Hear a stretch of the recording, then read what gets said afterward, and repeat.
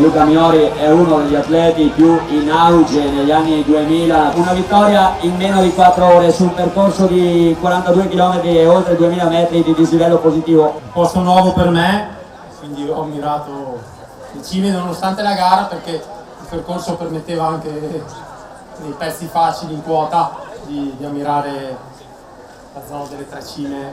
Era un percorso veloce, un percorso più facile, più da correre. Noi ti ringraziamo per la tua presenza, ancora un grande grazie al vincitore Luca Miori.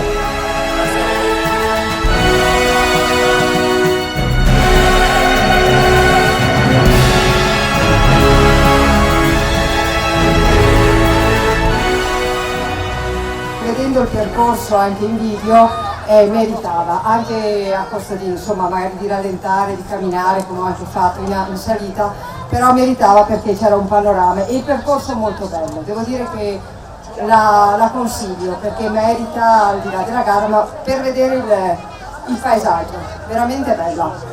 Anche carinissimi sui punti di ristoro, c'era di tutto, l'acqua, il tè, insomma poi da mangiare. Devo dire che era tutto molto organizzato bene. Sono contentissima perché forse non me l'aspettavo neanche, devo essere sincera. I nostri complimenti, Francesca Scrivani, Atletica Cortina, vincitrice della Pedro.